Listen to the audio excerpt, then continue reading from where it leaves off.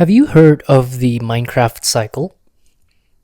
It's the phenomenon where we go back to play Minecraft after long breaks, only to quit it again after a week or once we've accomplished a certain goal.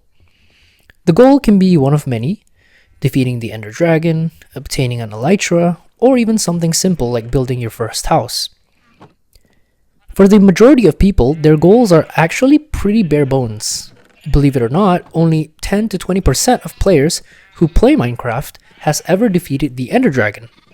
Let's not even think about the pursuit of obtaining the Elytra, since that item was a relatively new goal instead of the original aim to roll credits by vanquishing the Dark Worm. So, what we're able to gather from that statistic is that a lot of people enjoy the novelty of starting a new world, chopping your first tree, and crafting your first bed. It creates an immediate feedback loop in our brain of accomplishing something meaningful with the least amount of resistance. Like how productivity gurus advocate the concept of small wins to overcome a task that's seemingly impossible to tackle in terms of scale.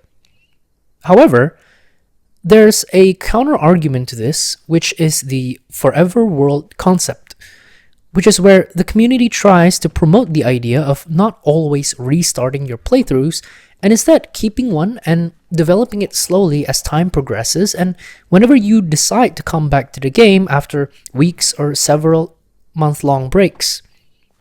The main reason why I mention this is to tie it back to our waking life and how it's like a lot of people's routines or tendencies of where they succumb to the shiny object syndrome, or what is referred to as monkey brain in layman's terms, to describe the behavior of one who is attracted to the first thing that catches their eyes. Now, it's not always negative, as finding interest in something can provide you with a burst of motivation or passion, which, even if temporary, makes you feel alive and reminds you that there is still that fire within you, even if only reduced to occasional flickers. But the true test is something we've heard probably more times than we care to remember: consistency. Here's also the funny thing about philosophy, if I may take a short detour. Ever since I've dabbled into the tomes of history and learned from those who came before us, it's almost like I get these mini revelations whenever I read a specific line in a book, which on the surface reads as something very matter-of-fact and obvious, but something about reading it out of a paperback instead of listening to it through one of the many short-form apps on our smartphones has a way of really driving the point across and stamping the quotes or words of wisdom uttered by historical figures or just authors into your brain, and you get that eureka moment. So to pull us back into the discussion of Minecraft, I personally have tried this myself, creating a new world, building upon it for a couple days to weeks, only to quit the game and subconsciously know I will come back to it in a few weeks or months' time.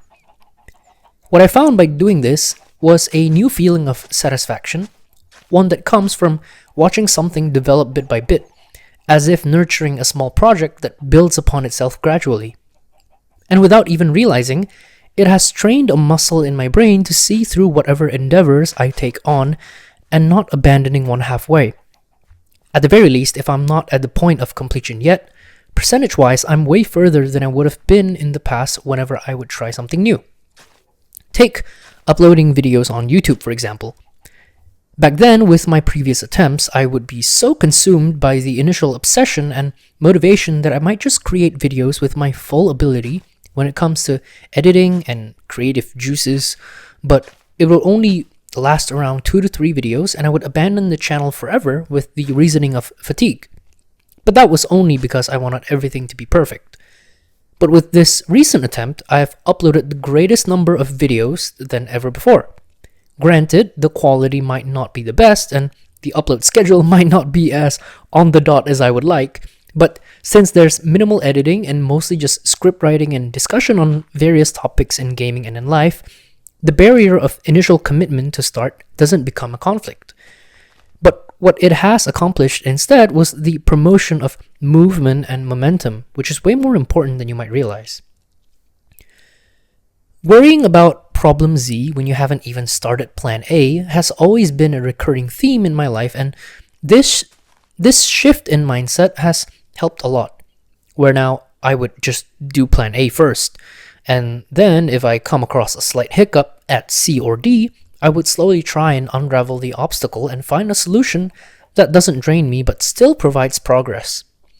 I'll take this channel as a case study again, just in case it wasn't clear enough.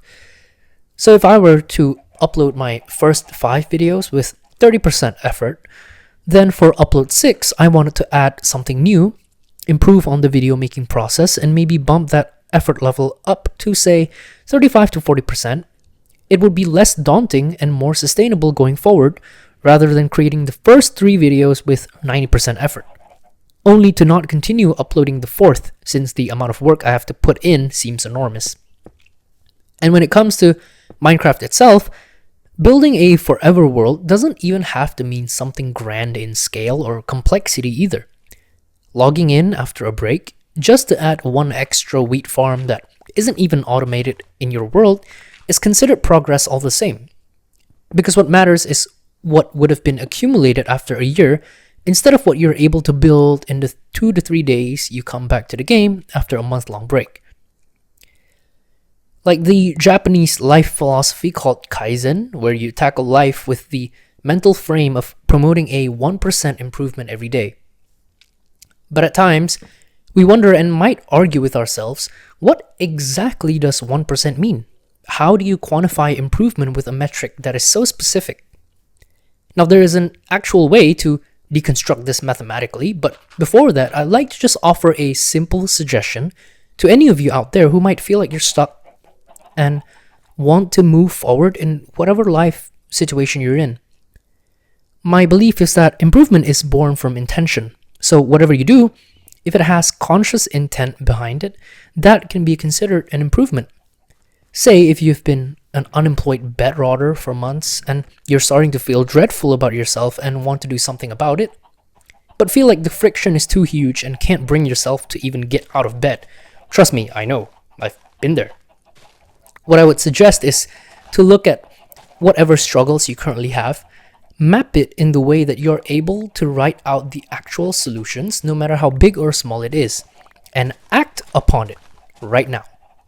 A simple example would be getting out of bed and arranging one object, just one object on your desk or wherever you have things placed. Just arrange it in a way that is no longer messy and is somewhat tidy. Then you're 100% allowed to go back to bed and do whatever you've been doing until you wake up again tomorrow and repeat. The reason behind this act is merely to propel movement. That's all you need. Then the next day, do one more thing with intention and so on. But if we were to mathematically quantify this, it would be the simple 15-minute rule. Not 3 hours, not 1, not 45 minutes, but 15. Do something productive, anything, for just 15 minutes. And I understand that productive is very much relative, but it's whatever you assign meaning to.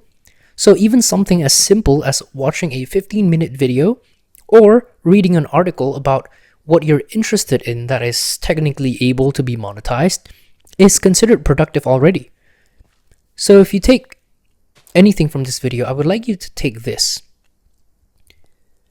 Improvement doesn't always have to be loud.